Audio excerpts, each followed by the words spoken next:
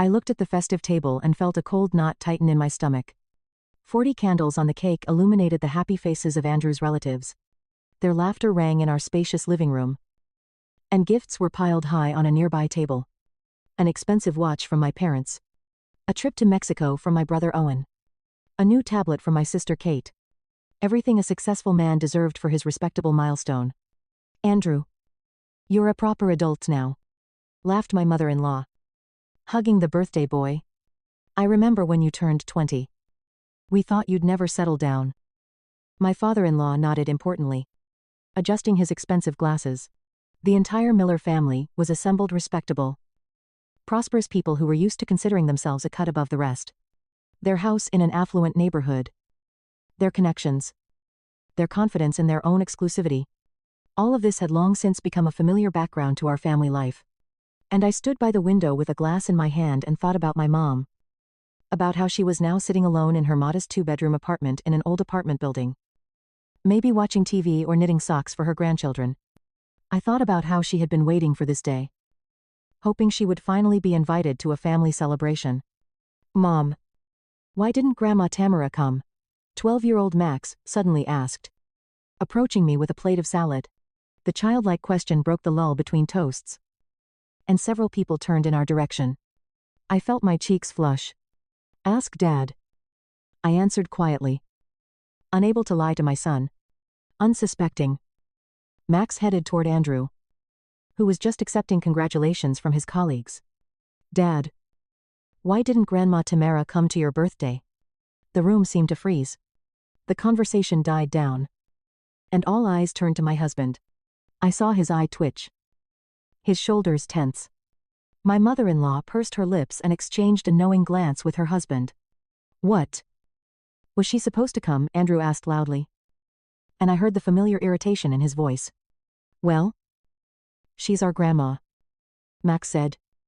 Confused. And last time she said she really wanted to congratulate you on your anniversary. Max. Come to the table. My mother-in-law said sternly. Adults are talking. But I could no longer remain silent. All these years I had endured condescending looks. Barbs. And comments. And I had endured my family being ignored. I had endured for the sake of the children. For the sake of peace in the house. But now, something in me had finally broken. Andrew. I said. Stepping closer. Why wasn't my mom invited? She's your mother-in-law. We live in the same city. The silence became even heavier. I felt everyone looking at us. Waiting for what would happen next. 8-year-old Valerie slid off the sofa and pressed herself against my leg. Do you have to bring this up now? Andrew hissed through his teeth. In front of guests. And when should I talk about this? I didn't back down. When will we have time to talk about the fact that my mother is also a member of our family? Nadia. Darling. My mother-in-law cut in. Maybe we shouldn't spoil the party. Tamara. Bless her heart. Is a simple woman. She wouldn't feel comfortable in our company. Simple. I repeated. Not believing my ears. Linda. You're talking about a woman who raised a daughter who graduated with honors from college. Who worked as an accountant for a factory for 30 years.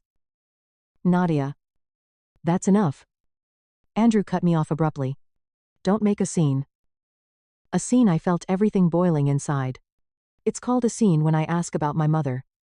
The guests began to exchange glances. Some coughed. Some examined the contents of their plates. Andrew's brothers were silent. And their wives were too. The festive atmosphere was evaporating before our eyes. Listen. Andrew put his glass down and turned his whole body toward me. Your mother lives in another world. She won't understand our conversations. Won't fit in with the group. Why make things awkward for everyone? Another world. I didn't recognize my husband. The mother who comes to help us with the kids every weekend. Who cooks your favorite meatloaf when you're sick.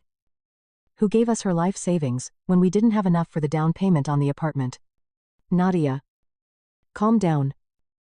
My brother-in-law, Owen, tried to intervene. Uncle Andrew is tired. It's an anniversary after all. No need to calm me down. I exploded. For 15 years I've been silent when they discuss in my presence what to do with Grandma T at a party.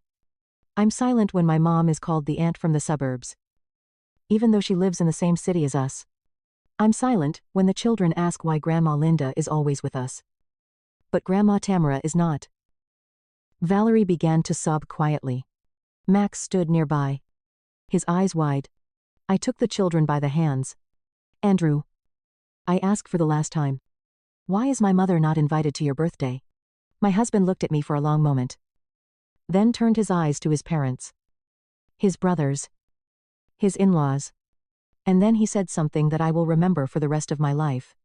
Because your mother is a mini family. He blurted out. Let her sit in her boondocks. We have decent people gathered here. And he didn't finish. He didn't have time. Because I was already moving toward the exit, holding my children's hands tightly. Okay, I said, turning around at the threshold of the living room. Then you're not my family. Either? There was movement behind me. Someone jumped up. Someone said something. But I wasn't listening anymore. I walked into the hallway, helped the children get dressed, and took the car keys. Mom. Where are we going? Valerie whispered, wiping away her tears. To see Grandma Tamara. I answered, buttoning her jacket. To see our family. Andrew ran out into the hallway when we were already standing at the door. Nadia. What nonsense, come back immediately. The guests. Let the guests congratulate you. I answered without turning around. We're going to a place where we are loved simply for who we are. The door closed behind us with a soft click. Mom opened the door at the first ring. Apparently, hearing footsteps in the hallway.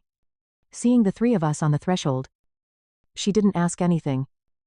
Just silently hugged the children first. Then me. Come in. I'll put on some tea, she said calmly. As if we came to her every Saturday evening with tear-stained faces. Her small apartment seemed like a warm cave to me after the cold atmosphere of our home. Old furniture that Andrew and I had once offered to replace. Knitted napkins on the dresser. Photos of her grandchildren on the shelves. All of this was filled with real love. Grandma. It's Dad's party, Valerie said, confused.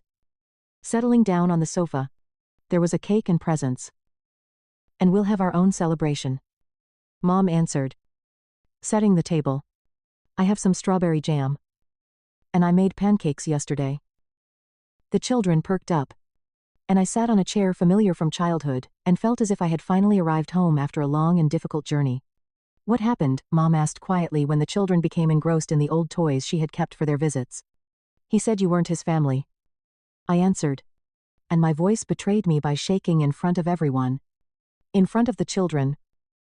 Mom put a cup of tea in front of me and sat down opposite me. Her hands were shaking slightly. Nadia, she said after a pause. I didn't want to be a burden. I understood that they had their own circle. Their own interests. Mom. That's enough, I said sharply. Stop justifying their rudeness. You've helped us all these years. When the children were sick, you sat with them at night. When we didn't have money for repairs, you gave us your pension. When Andrew was sick with pneumonia, you cooked him soup and took him to the hospital. That's how it's supposed to be. Mom answered quietly. Family should help family. Exactly. Family. I stood up and started walking around the room. And he said that you aren't his family. That you live in the boondocks. That you're not suitable for them in decent company. The phone rang, interrupting my monologue. It was Andrew. I hung up. A minute later, it rang again. I hung up again. Mom. Maybe you should talk to Dad, Max asked timidly. He didn't want to offend you. He did. Son. I answered, sitting him down next to me. And he offended not only me, but also Grandma. And you? Too. Max thought for a moment, and then said, and I don't like the way Grandma Linda talks to us. She always says that we hold the fork wrong or say words incorrectly. But Grandma Tamara never scolds. Valerie added. She tells stories and doesn't force you to eat anything you don't like. The truth came from the mouths of babes. I stroked their heads, and for the first time in many years, I felt like I had done the right thing. The phone kept ringing every half hour. Then the messages started coming. Nadia. Don't be silly. Come home. What was the whole party about? You ruined my holiday. The guests are shocked. If you don't come back today, you'll regret it. The last message made me think. A threat? Seriously? Mom. I said decisively. We'll stay with you for a few days. I need to think it over. Of course. My daughter. Mom answered. The sofa folds out. I'll make a bed for the children in the big room. The next morning I took the children to school and went to work. My colleagues looked at me strangely. Apparently, something was written on my face. My friend Sarah came in during lunch break. Nadia. What happened? You look terrible. I told her everything. Sarah listened, shaking her head. So what now? She asked. I don't know. I answered honestly. I understand that I won't go home. Not after what he said. And financially, Sarah asked practically. An apartment. A vacation home. Alimony. The apartment is in shared ownership. The vacation home. 2. There isn't much money in the account. But I work well. I was expecting a promotion. I thought about it. You know. Sarah. I can't even imagine what it's like to live alone. I've been married for 15 years. And I gave birth to Max right after college. But imagine how it is to tolerate rudeness. Her friend reminded her. Nadia. You saw how he treated you these last years. Like a servant. Dear. She was right. Andrew had stopped considering me an equal long ago. He made all the decisions himself. He didn't consider it necessary to consult. At work. He had a secretary. Irina. Young. Beautiful. Admiring. And at home. A wife who had to cook. Wash. Raise the children, and not interfere with his career. In the evening, when my mother and I were putting the children to bed, my mother-in-law called. Nadia.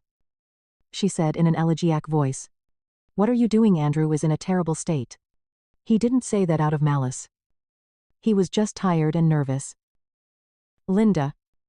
I interrupted her. He said what he thought. And I drew conclusions. But the children. Think about the children. They need a father. The children need a father who respects their mother and grandmother. And not one who considers us second-class people. Nadia. Are you crazy? My mother-in-law started screaming. He pulled you out of the mud. Gave you everything. And now you're ruining your family because of some stupidity. I turned off the phone. Mom looked at me with concern. Nadia. Maybe they're right, maybe we should forgive, for the sake of the children. Mom. I said.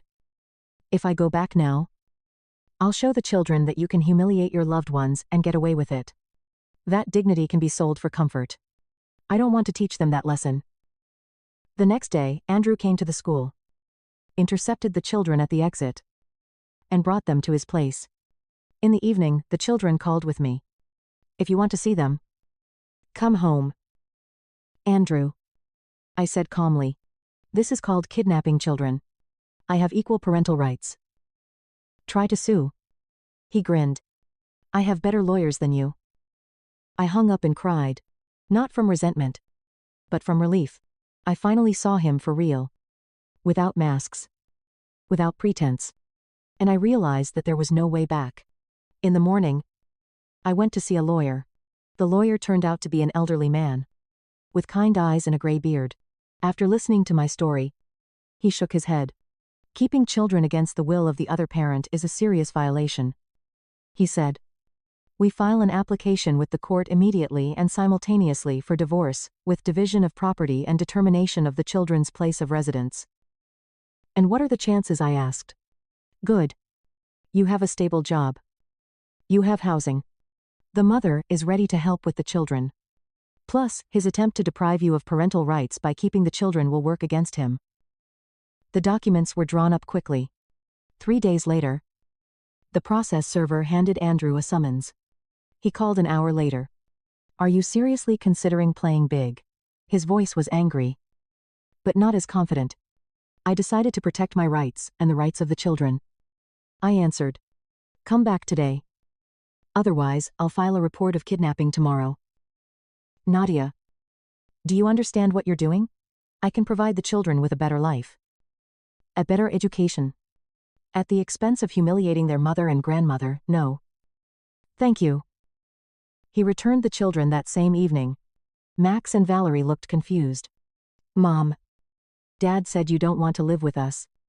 Valeria sobbed. "Dad lied." I answered, hugging them. "I will always be with you. We will just live separately from Dad now." "Why?" Max asked. "Because Dad does not respect our family. And without respect, you can't live together." The children nodded. Children understand justice better than adults. The divorce dragged on for 6 months. Andrew hired an expensive lawyer, who tried to prove my inability to raise children. They cited my work as an example. That I spend a lot of time in the office. They talked about the unsuitable living conditions of my mother's apartment in an old building.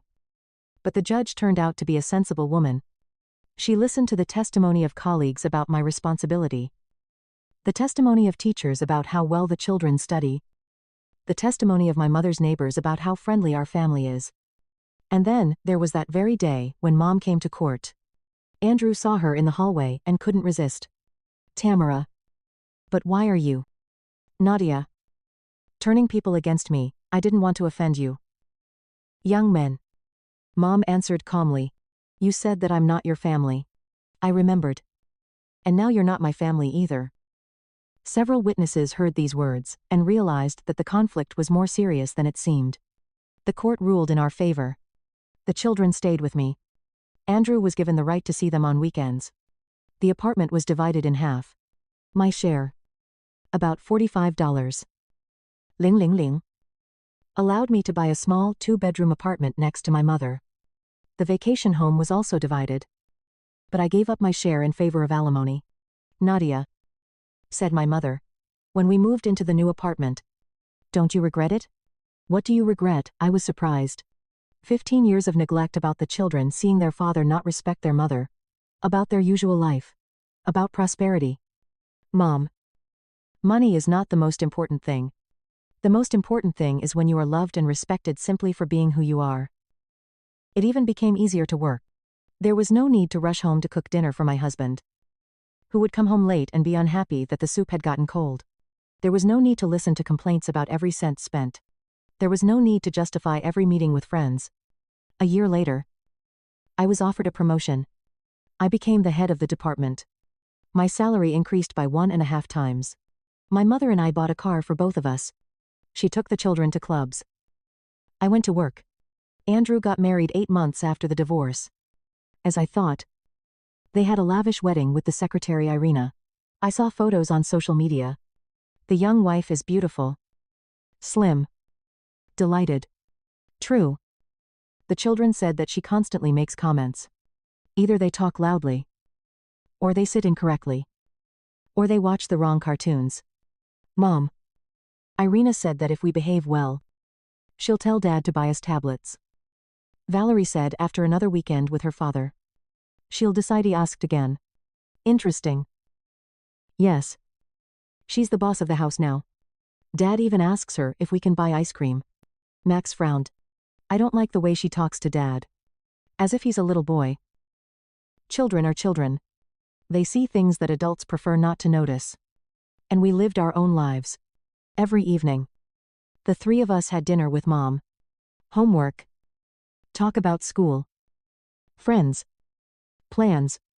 On weekends, we went to the movies, parks, and museums. In the summer, we went to my mother's sister's. In the countryside, the children sunbathed, swam in the river, and helped in the garden. "You know," my friend Sarah once told me, "you've changed. You've become somehow alive." She was right. I began to feel like a person again, and not a function in someone else's life. 3 years have passed. The children have grown up and got used to their new life. Max became interested in programming and drawing. Mom was still our support, our rear, our wisdom. Andrew, Max recently told me that Dad often quarrels with Irina. That she is dissatisfied with his salary. Demands more expensive gifts. And reproaches him for the children from his first marriage. Daddy looks tired. The son said. And sad somehow. I didn't feel sorry for Andrew. He made his choice then. On the day of his 40th birthday. He chose status instead of family. Ostentatious success. Instead of real relationships. And I chose dignity and never regretted it. In the evening, when the children were doing their homework and Mom was reading, I sat by the window with a cup of tea and thought about how one phrase can change your whole life. Your mother is not my family, he said then, and destroyed our family with one sentence. But maybe he didn't destroy it. He liberated it. He liberated me from illusions. The children from a false example. And my mother from humiliation. Family is not status or obligations. Family is love. Respect. And support. And if you don't have that, it's better to be alone than to live a lie. There was a soft autumn rain outside. And the house was warm and cozy. A real home. A real family. Small but honest. Story 2. Polina slowly climbed the stairs to the 4th floor. Feeling each step give pain to her tired legs. 8:00 a.m. to 7:00 p.m. in the office.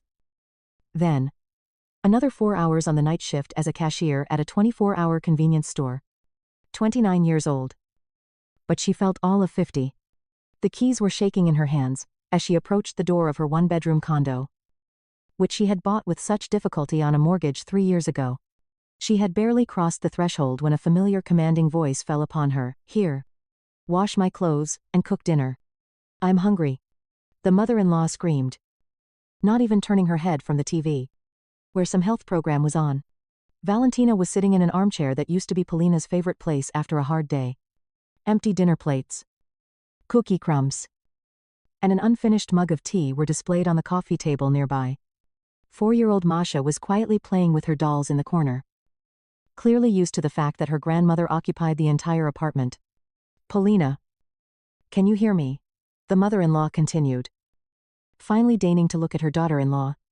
I've been waiting for you for 2 hours already. My heart is really sore from hunger.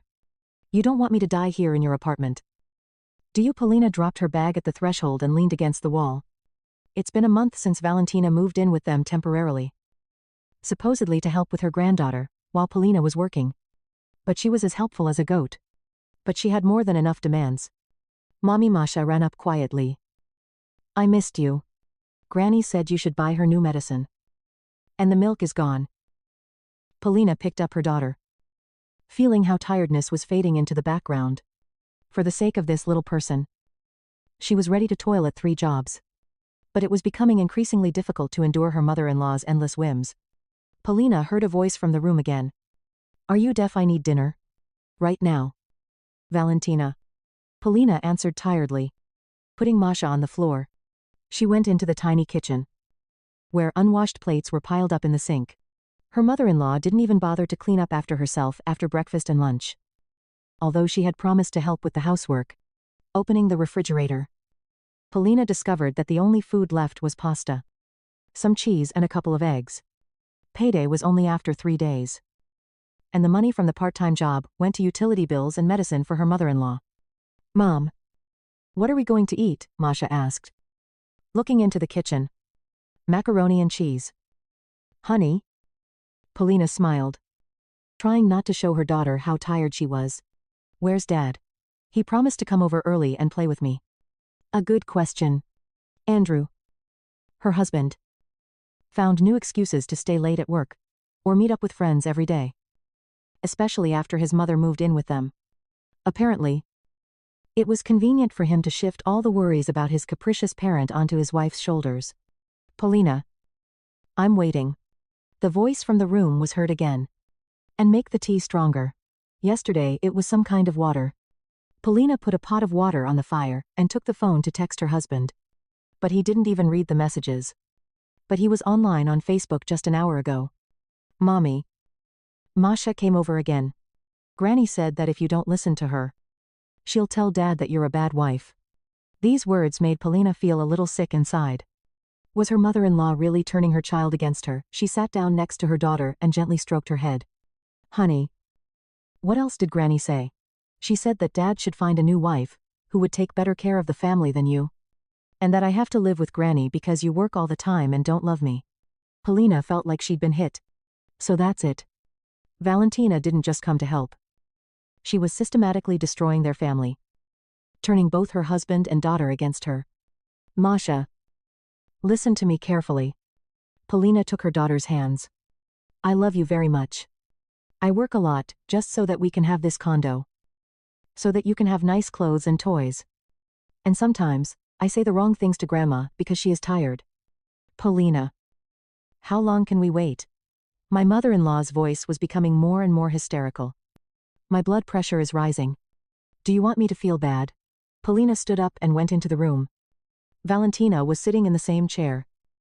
But now she was theatrically pressing her hand to her heart. You see what you've brought me to? My heart is pounding. My temples are pounding. Give me some medicine right now. Bring me something to eat. Valentina. I just came home from work. Let me at least change my clothes. Do I feel better? I sit with the child all day? Looking after the house. And you only think about yourself. I look after the house. Polina chuckled to herself. Looking at the magazines scattered around the room. Crumbs on the carpet and piles of unwashed dishes. But her mother-in-law did not argue. A new round of reproaches and complaints would pour out in response. She went to cook dinner. Feeling some kind of dull irritation growing inside.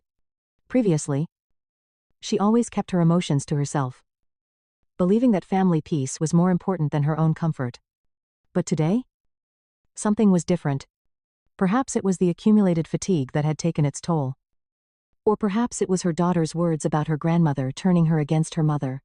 While the pasta was cooking, Polina mechanically cleaned the kitchen, washed the dishes, wiped the stove, and cleaned up the crumbs. All this time, thoughts about how her life had changed since her mother-in-law's arrival were spinning in her head. Previously, no matter how hard it was at work, at home, she could relax, play with her daughter, watch her favorite movie. Now the house had become another place of work, where she had to serve a capricious woman who believed that the whole world owed her. Polina. Bring. The food already came from the room. What are you taking so long to do? Polina put the pasta on plates, grated the cheese, made tea, put everything on a tray, and carried it to her mother-in-law. These macaroni again. Valentina grimaced with displeasure. Without even thanking her. In my time, daughters-in-law tried to pamper their mothers-in-law with something tasty. And what do you serve? Student food. I cook from what I have. Polina answered calmly. So you want to say that there is no money for normal food, and what do you spend your salary on then? On all sorts of rags? I suppose. Polina looked at her worn-out home clothes. At her worn-out slippers. At her hands, roughened by constant work and housework. What rags? The last time she bought herself something new was 6 months ago. And that was the cheapest. Valentina. I spend money on rent, food, clothes for Masha. Yours? Medicine. My medicine. The mother-in-law was indignant. Yes. I worked all my life to provide for my son. And now it turns out that I should be grateful that my daughter-in-law buys me blood pressure medicine. If it weren't for you, Andrew would have money for everything. This was too much. Polina worked 2 jobs to support the family because Andrew's salary was barely enough for his own needs. And the mother-in-law boldly reproaches her for spending money on necessities. Medicine. I see you're angry with me. Valentina continued, noticing the changed expression on her daughter-in-law's face. Well, of course. The mother-in-law is to blame for everything. And the fact that you don't take good care of the family, doesn't that count? The house is dirty. The husband is hungry. The child is left to his own devices. Is the house dirty? Polina couldn't stand it. And who sits at home all day and could at least wash the dishes? My heart is sick.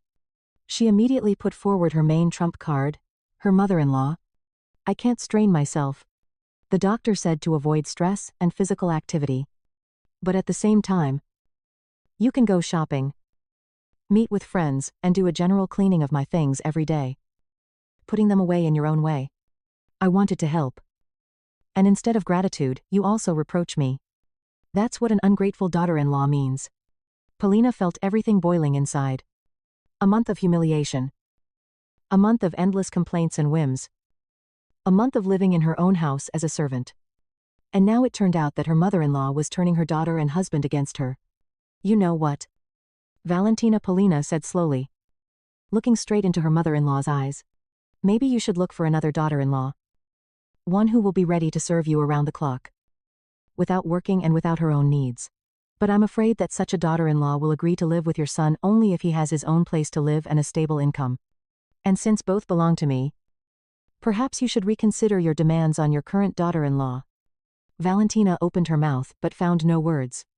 For the first time in a month, someone answered her not with apologies and justifications, but with clear and irrefutable logic. How? How dare you talk to me like that? She finally squeezed out. I talk to you the way you talk to me. Don't like it? Then maybe we should think about mutual respect. The mother-in-law stood up from her chair, breathing heavily. Her face turned red. Her eyes sparkled with anger. I won't stay in a house where I'm so disrespected. Andrew will find out how you treat me. Be sure to tell me. Polina nodded calmly. And don't forget to mention how you helped around the house and how kindly you communicated with me all month. Valentina grabbed the phone and, with shaking hands, began to dial her son's number. Polina went into the kitchen to finish her pasta. For the first time in a month, feeling something like relief, Andrew showed up at home half an hour after his mother called. Polina was just putting Masha to bed, reading her the story of Little Red Riding Hood, when she heard the front door slam and muffled voices in the hallway. First her husband's worried voice, then her mother-in-law's sniffling and complaints. Mommy, what happened to Granny? Masha asked, clinging to her mother. She's crying. It's okay, honey. Grown-ups sometimes get upset, but it will pass. Polina answered quietly, continuing to read. Although the words of the fairy tale no longer reached her consciousness, she understood perfectly well that now her mother-in-law was telling her son her version of events, where Polina appears in the role of an evil and ungrateful daughter-in-law who throws the sick woman out into the street. Valentina always knew how to present any situation in such a way as to appear the victim. When Masha finally fell asleep, Polina came out of the nursery and saw her mother-in-law packing her things into a large travel bag, and Andrew standing next to her with a guilty look. Polly, we need to talk, her husband said, not looking her in the eye. Of course we should. Polina answered calmly. Just take Mom to the taxi first. I'll walk there myself. Valentina said proudly, zipping up her bag. I won't stay in this house for another minute. She headed for the exit, but turned around at the threshold and threw Polina a look full of hatred. You'll regret today. Andrew will understand what you really are. The door slammed shut and silence fell over the apartment. Andrew was still standing in the middle of the hallway, staring at the floor. Well? What? Polina said, walking past him into the kitchen. Now you're going to tell me what horrible things Mom said about me. Polly, why are you doing this to her? Andrew followed his wife. She's old and sick. And you practically threw her out into the street. I threw her out. Polina raised her eyebrows in surprise. I wonder. Does the fact that your mother turned my life into hell for a month not count? She wanted to help. Help. Polina turned to nudge Andrew. Let's be honest. In the last month, has your mother ever put away the dishes? Ever cooked dinner? Ever taken Masha for a walk? Or has her only help been to sit in my chair, watch TV, and demand that I serve her? She has a sick heart. She has a sick heart that miraculously heals when you need to go shopping or meet up with friends. Polina couldn't take it anymore. Andrew, can't you see what's going on? I work 2 jobs to support this family. I come home and still have to serve your mother, who is turning our daughter against me. What do you mean? Sets up. That's what it means. She tells Masha that I'm a bad mother, that you should find another wife, that the child should live with grandma, because I work all the time and don't love my daughter. Andrew finally raised his eyes and looked at his wife. Something like doubt flashed in his gaze. Mom didn't say that. Of course. She didn't tell you. She complained about my disrespect and demanded that you put me in my place. And she shared her plans for reorganizing our family with a 4-year-old child. Polina sat down at the kitchen table, feeling how the fatigue that had accumulated over the month fell on her like a leaden weight. Andrew sat down opposite her, but still avoided direct eye contact. Polly, she is my mother. And what does that give her the right to be rude to your wife, to turn our condo into her personal hotel with free service? Well, you're exaggerating. I'm exaggerating. Polina stood up and went to the sink, where there were piles of plates that her mother-in-law hadn't bothered to wash even on her last day. That's an exaggeration. And she pointed to the magazines, scattered all over the kitchen, and the crumbs on the carpet in the room, and the fact that every day after 2 jobs I had to cook, clean, wash, while your mother lay on the couch and watched TV. She tried not to interfere. Not to interfere. Polina laughed. But this laughter was somehow bitter. Andrew, where have you been all this month? Why were you late at work every day? Why did you spend all your evenings with friends? Well, there was a lot of work. A lot of work, or I just didn't want to be at home with my mother. I preferred to shift everything onto my shoulders. Andrew remained silent. And this silence was more eloquent than any words. Polina realized that she had hit the nail on the head. All this time, my husband understood perfectly well what was going on at home. But he preferred to close his eyes and pretend that he knew nothing. Do you know what is most offensive? She continued quietly. It is not that your mother turned my life into a wad. It is not that she is turning my daughter against me. But that my own husband, the man with whom I have lived for 5 years, for whom I have given birth to a child, for whose sake I work 2 jobs, did not even try to protect me. Pole. What could I do? She is my mother. And who am I? A stranger from the street. Andrew. We are family. We are one team. And you betrayed me. Left me alone with your aggressive mother. Don't talk about your mother like that. And how can I talk about a person who humiliated me for a month in my own home? Who convinced my daughter that I was a bad mother? Polina went to the window and looked out into the dark yard. It was raining outside. And drops were running down the glass, blurring the light from the street lamps, just as they were blurring the last illusions that their marriage could be saved. Do you know what I was thinking all this time without looking back? She said. That we were once happy. Remember how we met? You were so caring. Attentive. You said that I was the best in the world. That you would protect me from all adversity. I still think so. It's not true. Polina turned to her husband.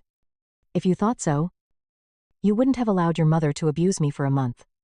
You wouldn't have run away from home every day, leaving me alone with her whims. You wouldn't have made me feel like a stranger in my own apartment. Pole. Let's not make a drama out of one conversation. One conversation. Polina couldn't believe her ears. Andrew, do you seriously think that the problems are in one conversation, and not in the fact that you let your mother bully your wife for a whole month? Mom is just used to giving orders. And you think this is normal? You think it's normal for a grown woman to come to someone else's house and start telling everyone off. But this isn't someone else's house. We are a family. Family, Polina smiled bitterly. And who pays for this condo? Who made the down payment? Who pays the mortgage every month we are together? That's not true. Andrew. All the documents are in my name because you had a bad credit history.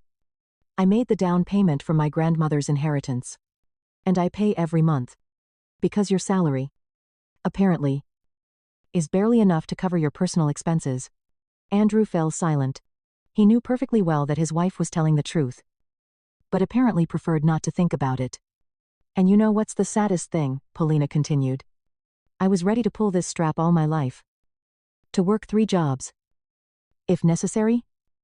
To support you. Your mother. Our future children. Because I loved you and believed that together we were building a common future. But today I realized that we have nothing in common. There is me, who carries everything on herself. And there is you and Mom, who take it for granted. Pole. Don't talk nonsense. We love each other. We love each other. And when was the last time you showed this love? When did you protect me? When did you just hug me after a hard day? When did you ask how things are? Am I tired? Andrew lowered his head. He had nothing to answer. I'm tired. Andrew. I'm very tired of being alone in a marriage. Tired of working for 2. Raising a family. And at the same time, listening to reproaches from your mother about what a bad wife I am. Tired of the fact that my own husband does not consider it necessary to protect me. What do you mean by this? Polina looked at her husband for a long time. At this man with whom she linked her life. Gave birth to a child. Bought an apartment. 5 years ago she was sure that they would be together until old age. Today, she understood that she had been living alone for a long time. I want to say that this cannot go on any longer. Either something changes drastically, or we break up. Pole. Are you seriously talking about a divorce, because of a quarrel with your mother? Not because of a quarrel with your mother. But because my husband did not find it necessary to stand up for his wife. Because you think it's normal to shift all family responsibilities onto my shoulders. Because I feel like a servant rather than a wife. Well, you're going too far. You're going too far. Polina went to the refrigerator and opened the door. Look what we have for tomorrow. 2 eggs and the rest of the cheese. We get paid in 3 days. Do you know what you spent the money from your part-time job on? On your mother's medicine and utilities? And where did your salary go? Andrew didn't answer. And Polina knew perfectly well. Why? His salary went on new sneakers. Meetings with friends. Gas for the car and other personal needs. He somehow didn't have any money left for his family. You see. You don't even know what you spend your own money on. And I know every penny. Because it depends on it. Will our daughter have milk for breakfast tomorrow, Polya? What are you talking about? How? How? What, like a person who is tired of being the only adult in a family of 3? Polina walked into the room and sat down in her chair, which was finally free after her mother-in-law left. Andrew followed her. Okay. Okay. He said in a conciliatory tone. Maybe Mom really did go too far, and maybe I should have helped more. But let's not make a tragedy out of it. Mom left. Now everything will be different. Polina looked at her husband and realized that he still didn't understand anything. For him, the entire conflict was down to his mother-in-law's whims. Not to the systemic problem of their relationship. Andrew. What if your mom decides to come back tomorrow? What will you do? Well, I'll talk to her. But what if she doesn't listen? What if she starts bossing me around and making claims again, Polya? Why are you winding yourself up? Mom won't come back after today's scandal. That is. You think that the problem has resolved itself. And now you can forget about everything that happened. What else can you do? You can't change the past. This is when Polina finally realized that she was talking to a person who lived in a parallel reality. For Andrew, a month of humiliating his wife was just an annoying misunderstanding. That would resolve itself over time. He didn't understand the scale of the problem. Or how her feelings for him had changed. You know what? Andrew, she said wearily. Let's end this conversation for today. I'm very tired. I have to get up early for work tomorrow. We'll talk tomorrow. Well. Yes. Of course. Rest. Andrew kissed his wife on the cheek and went to the bathroom. And Polina remained sitting in the chair, looking out the dark window and thinking that their marriage was over. Maybe it hadn't ended today. But much earlier. She just didn't want to admit it. But today she finally realized that she was living with a man who considered her not a partner, but service personnel. And the worst thing was that tomorrow it would all happen again. 2 jobs. Tiredness. Housework. And in the evening an indifferent husband who will wonder why his wife is so nervous and dissatisfied. In the morning, Andrew got up as usual. Got ready for work and left without even saying goodbye. Apparently. He thought that yesterday's conversation was over. And everything returned to the usual routine. Polina took Masha to daycare and went to work. But all day her thoughts were occupied with one thing: what to do next. By evening, she made a decision. After picking up her daughter from daycare, she went to the store, bought groceries with the last of her money and cooked dinner. Not because she wanted to please her husband, but because hungry and angry, Andrew was definitely not ready for a serious conversation. Her husband came home around, as usual, turned on the TV and sat down to dinner. Andrew. We need to talk, Polina said. When did he finish eating again? He winced with displeasure. Polya. Let's forget this story already. Mom left. Everything is fine. Please sit down. Polina pointed to the chair next to her. This was important. Something in her tone made Andrew wary. He sat down. But he looked as if he had been called to the school principal's office. I'm filing for divorce, Polina said calmly.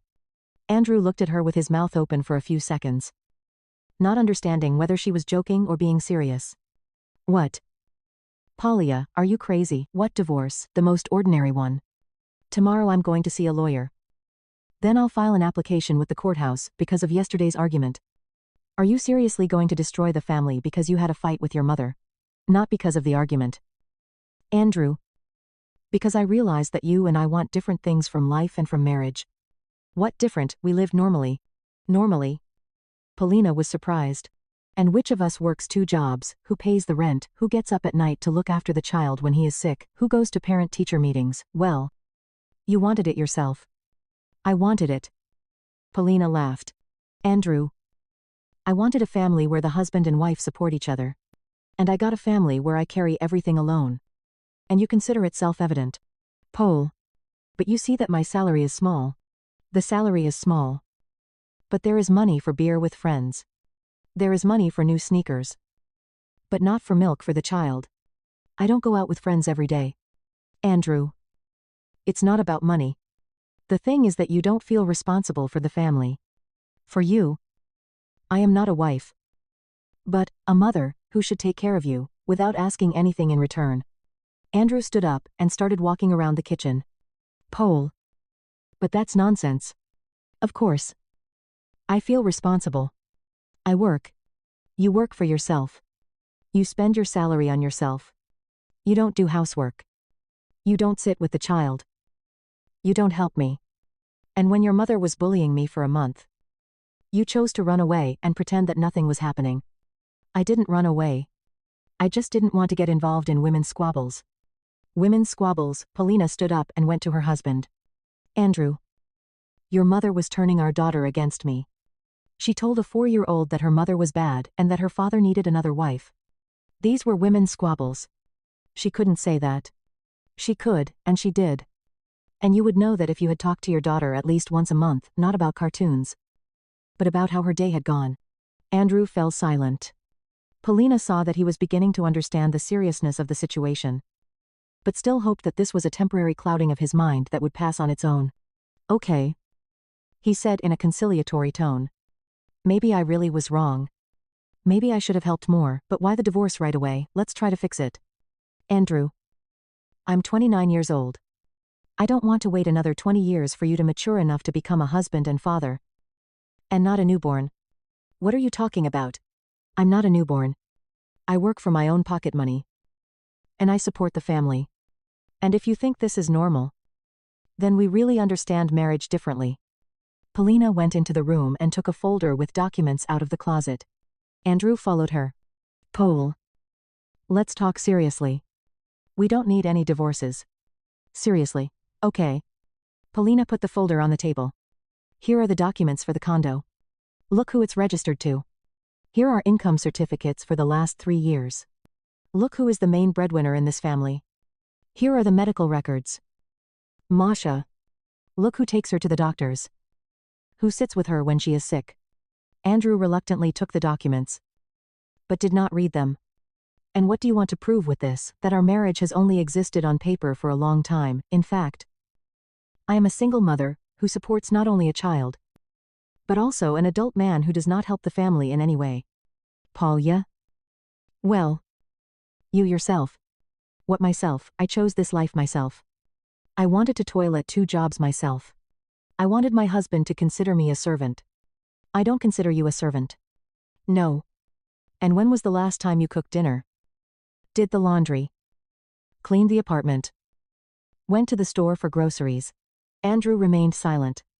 Exactly. And when was the last time you asked about my well-being, asked how things were at work? Offered to help Polya. But you never asked. I shouldn't ask my husband to help me with housework in my own apartment. It should be natural. Okay. Okay. Andrew raised his hands. I understand. I will help more. I will cook. Clean. Whatever. Just don't get a divorce. Polina looked at her husband and realized that he still didn't understand. For him, It's still a question of distributing household responsibilities, and not a fundamentally different understanding of what family and marriage are. Andrew, you're ready to help more because you realize that without it you'll lose your comfortable life. And not because you realize that your wife is having a hard time and needs support. What's the difference? Why? The main thing is that I'll help. The difference is huge. You offer me a deal. I won't get a divorce. And you pretend to be a caring husband. But what will happen in a month, in 6 months? You'll go back to your usual way of life. And I'll be dragging it all out on my own again. I won't get you back. Honestly. Andrew? Yesterday, you didn't even understand what the problem was. Today you promised to change. And tomorrow, you will forget about this conversation. Polina took the documents and put them back in the folder. I have already made a decision. Tomorrow I am filing for divorce. Polya. Wait. Andrew grabbed her hand. What about Masha? Do you want the child to grow up without a father? Masha is practically growing up without a father now. When was the last time you played with her, read fairy tales? Walked in the park? Well, I work. And I work 2 jobs. But I still find time for my daughter. But still, a complete family is better. A complete family where the father is indifferent to the child. And the parents are constantly in conflict. Andrew. Our daughter is smart. She sees and understands everything. Do you think she likes the atmosphere of tension at home? Andrew let go of her hand and sank down on the sofa. Polya. Come on. Give me a chance to improve. 1 chance. Andrew. I've been giving you chances for 5 years. Every time you forgot about your daughter's birthday. Every time you spent your last money on nonsense and then asked to borrow money for food. Every time you left me alone to deal with problems. But now everything will be different. You know what finally convinced me? Polina sat down next to her husband. Not the story with the mother-in-law. But your reaction to it. Even now, you don't understand what happened. For you, it was just a fight between 2 women. Which you shouldn't get involved in. And for me it was a month of humiliation for a man who considered me unworthy of his son. Mom doesn't think so. She thinks exactly like that. And you agree with her. Otherwise you would have protected me. I don't agree. Then why were you silent? Why did you let her be rude to your wife for a month? Andrew didn't answer because the answer was obvious. Because deep down he also believed that Polina should endure and serve. Since she was a wife and daughter-in-law. Andrew. I'm tired of being convenient. Tired of my needs not being taken into account. And my opinion not being important. I want to live my own life. And not be an appendage to someone else's. And what about the apartment? Andrew suddenly asked. Where will I live? That's when Polina was finally convinced of the correctness of her decision. Not how we should divide the property or how to organize meetings with our daughter. But where I would live. Even now he was thinking only about his own comfort. The apartment is mine. She said calmly. Registered in my name. The mortgage is mine too. So you will live wherever you want. But not here. So you're kicking me out. I'm stopping supporting a grown man who doesn't think it's necessary to participate in family life. Polya. But I'm your husband. A husband on paper. But in reality, a parasite who's used to being taken care of without giving anything in return. Andrew stood up and started pacing the room again. Okay. Okay. Let's say you file for divorce. And what about alimony?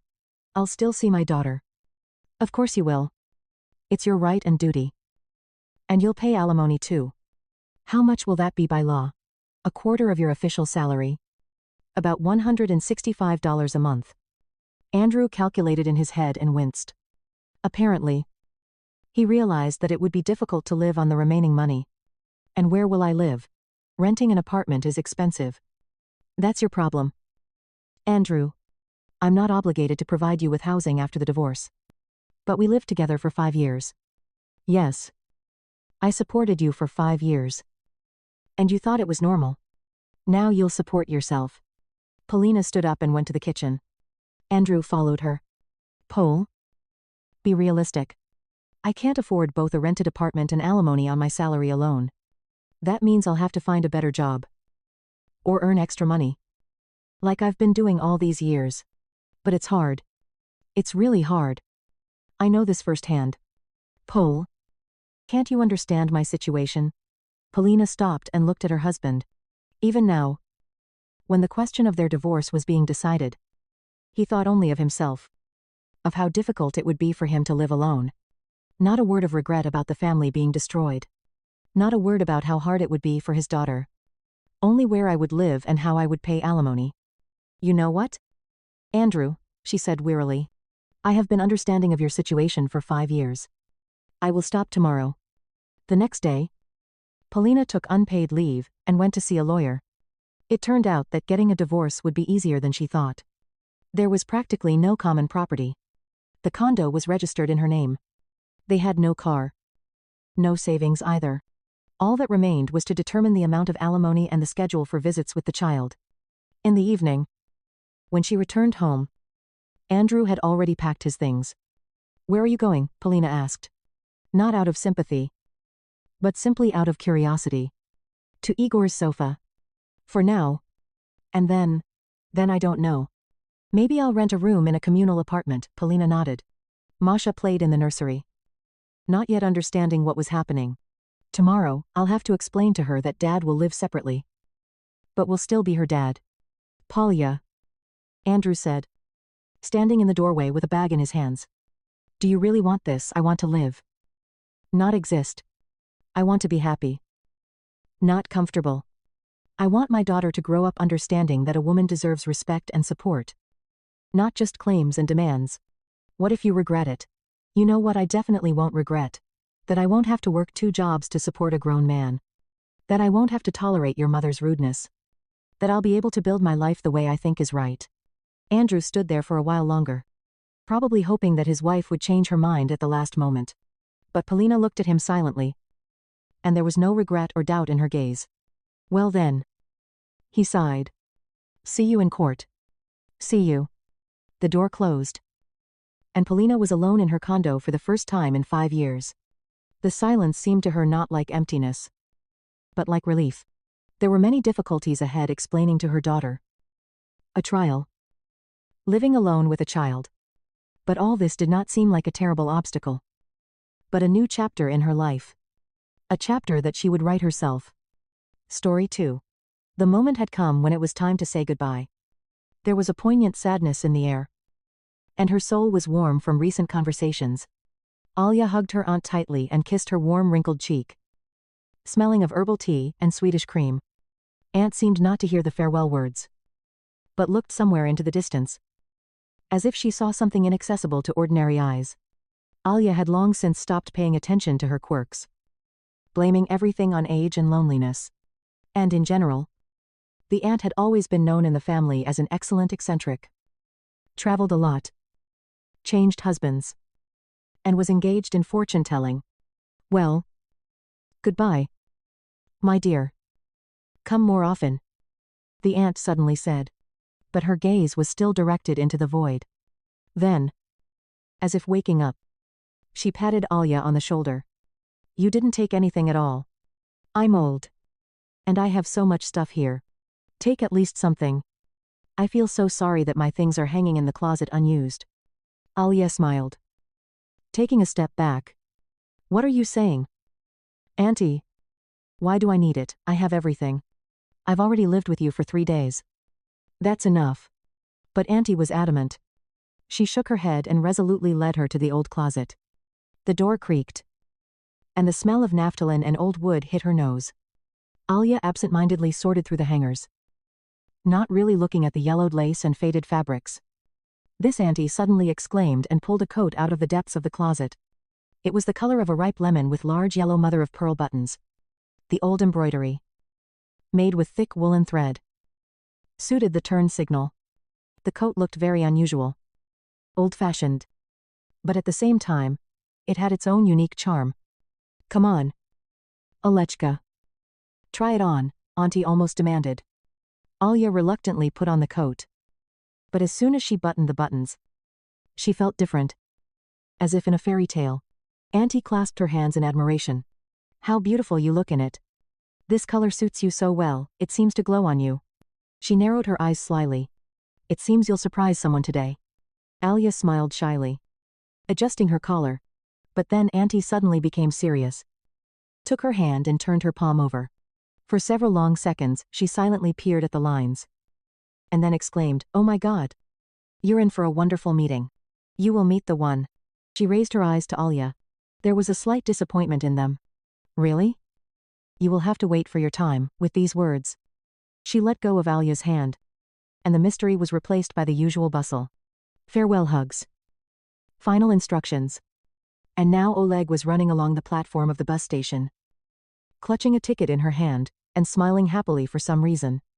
The coat on her was shining like a small sun. She had to catch the bus. Suddenly, she heard a call. A girl. Turning around, she saw an elegantly dressed man. His eyes reflected admiration. He smiled and stepped towards her. "Forgive me. I can't help but compliment you. You have a stunning coat. It's so elegant. And it suits you very well." Alia felt her cheeks flush. She wasn't ready for such attention. And she was late. But at the same time, she couldn't tear her gaze away from his kind, laughing eyes. "Thank you very much," she said shyly. "It's a gift." They stood there for only a few moments. But Alia managed to examine it. Dark hair. Neat stubble. Clear eyes.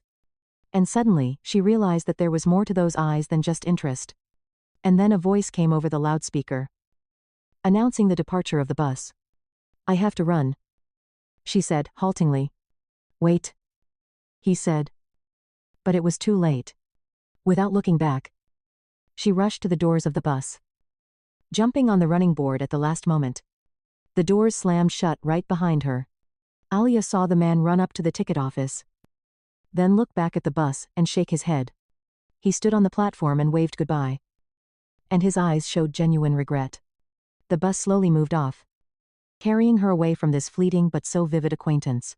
Alia pressed her forehead to the glass, trying to memorize his face, and couldn't get rid of the thought. But her aunt was right. After that exciting meeting at the station, Alia's life went on as usual. She returned to the city, went to work, and soon her acquaintance with the man, whose name she never knew, became just a vague, pleasant memory. One day, at a party with friends, she met Anton. He was cheerful, charming, courted her skillfully and beautifully. And soon their relationship began to develop. Alia felt that this was her destiny. And 6 months later, they decided to get married. Before the wedding, Alia called her aunt to tell her the good news. Her voice rang with happiness when she invited her to the celebration. "Auntie, I'm getting married. You absolutely have to be there in 12 days. There was silence on the other end of the line.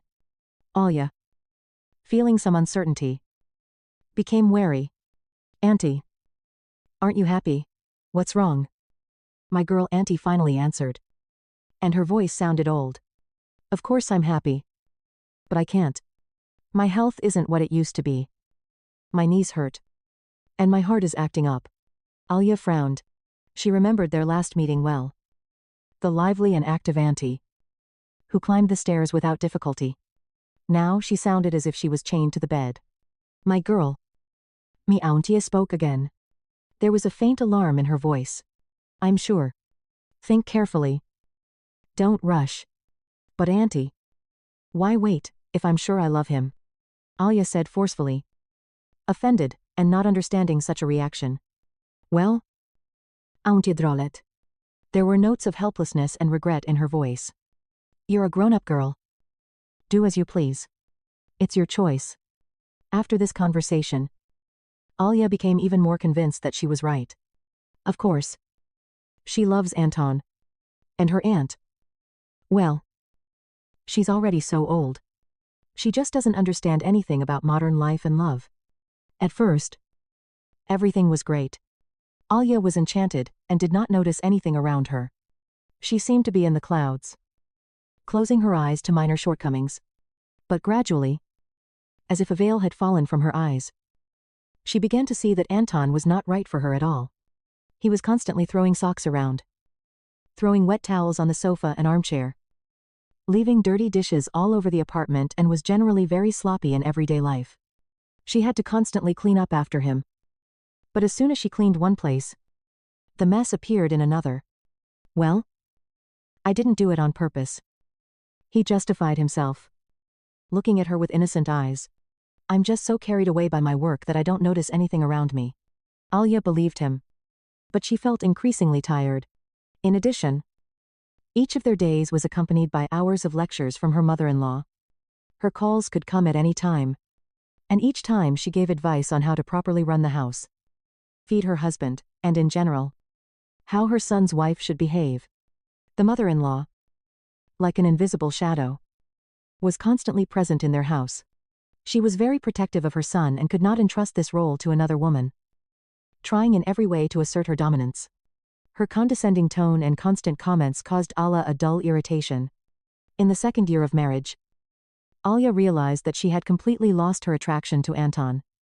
She began to avoid his touch, and she responded to his attempts to get closer with coldness. Alia, what's wrong with you? He asked once. Have you become so distant? I'm just tired. She answered honestly, not knowing how to explain to him that everything inside her had burned out. They had a mature conversation, without scandals and mutual reproaches. Anton admitted that he also felt that something had broken between them. Alia honestly said that she had never truly loved him, and she was guilty before him, which allowed her to make such a mistake. She saw and understood that Anton tried very hard, was attentive, caring. But this could not save something that was not there from the beginning. They decided to break up. Anton moved out of her apartment, and Alia was left alone. At first, she felt strange, even a little sad. But soon she felt relieved.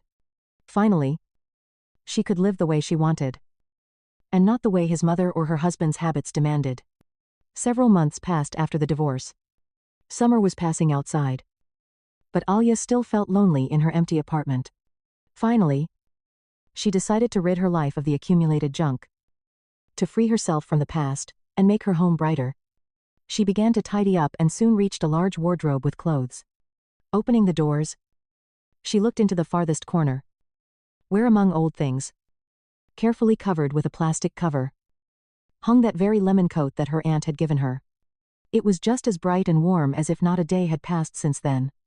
Looking at the coat, Alia smiled, remembering her wonderful aunt, whom they had not seen for so long. She remembered her mother's words about her aunt having a real gift of prediction and clairvoyance. But Alia always considered it just family tales. And yet now, in the silence of the empty apartment, she suddenly remembered that unshaven handsome man at the station who admired her coat. And it's true. Auntie predicted it then, whispered Alia, smiling, ironically. Or just a coincidence, such a coat probably just attracts glances. And in it, I was like a small bright spot on a gray station. She lovingly ran her hand over the soft woolen fabric. I'll definitely put it on as soon as it gets colder, she promised herself. And suddenly, she desperately wanted to hear the voice of her elderly aunt. How is my wonderful fortune teller doing? She asked. And her hand itself reached for the phone. Hello, Auntie. It's me. Ala. Her voice trembled a little with excitement. I got divorced. Auntie wasn't surprised. There was calm and warmth in her voice. So, you realized your mistake. My girl. Don't worry. Everything will be fine. Everything has its time. It won't be long now. Alia felt tears streaming from her eyes. I'm so sorry I didn't listen to you then. I hurt Anton. He tried so hard. Oh. My girl. He will understand everything and forgive you. The aunt answered affectionately and invited her to visit. Come to me. You will have some fun. I will introduce you to my gentleman. We will go dancing. She laughed. A week later, having asked for time off from work, Alia was already sitting on a regular bus. The weather was beautiful. She was wearing a light summer dress and a straw hat. And the ride was a pleasure. When she arrived, she decided to walk to her aunt's house, enjoying the warm air and the leisurely stroll, walking along familiar streets. Not far from the station, something caught her attention. She suddenly stopped dead in her tracks. In the window of a small studio stood a female mannequin, wearing exactly the same lemon-colored coat that her aunt had once given her. Ali's heart began to beat faster. It was impossible. With trembling hands, she opened the door. The melodic ringing of the doorbell was heard. Inside the studio there was a smell of leather and woolen fabrics. The girl behind the counter smiled amiably. "How can I help you?" she asked. "And that coat in the window?" Alia nodded towards the mannequin. "Is it for sale?" The girl shook her head. "No. It's just a display item. We make to order. If you want, I can show you other things or take measurements." Oleg kept looking at the display case. No. No. I wasn't planning on buying anything. I was just wondering where you got my coat from. I meant exactly the same one as the one I have in my closet at home. The girl looked at Alia carefully. "This is our boss's work. Excellent execution. He is a master of cutting and sewing." Alia, without taking her eyes off the coat, still could not believe her eyes. "But why this one?" Alia asked in bewilderment. "This is for the boss." The girl shrugged and looked at her. "Should I call him?" She lightly hit the table bell on her desk with her palm, which made a thin melodic sound. "A moment later." A man came out from behind the curtain separating the studio from the entrance area. He was wearing a light shirt with a dark gray apron tied around his waist and a tape measure slung around his neck. He glanced at the guest, and his eyes immediately widened. "This is incredible, it's you," he breathed out. Alia turned around and froze at the sound of a familiar voice. She vaguely recognized him. His features had faded from her memory over time, but she remembered his voice well. And it was him. The same handsome man from the station, whom she had forgotten about for so long. Only now he looked different. With a short haircut, a clear, kind look, confident and calm movements. In his eyes, one could read frank admiration and joy from the long-awaited meeting. "I beg your pardon." He turned to her, holding out his hand. "I allowed myself to address you informally. Forgive me. It's been so long." Without finishing the sentence, he gently took Alia by the hand and led her into the depths of the studio. Several more tailors were working there. "I was so sorry that I missed the bus then," he began, and his speech flowed like a pure mountain stream. "I blame myself for this oversight when I realized that the owner of such a coat must have excellent taste. And I had to find you. Being a tailor, I recreated it from memory. The cut, the embroidery, everything. And I put it in the window in the desperate hope that one day you would see it and come in. And then that day came." He did not take his eyes off Ali. Alia listened to him and felt her soul becoming warm and calm. She liked everything: the timbre of his voice, his burning gaze, and the way his palm gently touched hers, as if they had known each other for ages. "That was the only thing I regretted most of all back then," he said quietly, looking straight into her eyes. "What?" "I didn't find out your name." "What's your name, Alia?" she replied, smiling. "It's nice to meet you." "Alia. And I'm Lev." He smiled back. "I hope we can switch to informal terms now." "Of course," she replied. "Then I suggest we go to the coffee shop across the street," Lev said, nodding toward the window. "We can talk there alone. I think we have a lot to talk about." Alia looked at him with complete trust, as if she had known him all her life. Taking his arm, she left the studio to go together to meet their destiny. And you write if you liked my story. And be sure to subscribe to our channel. In a couple of days, a new story will be published here. Don't miss it.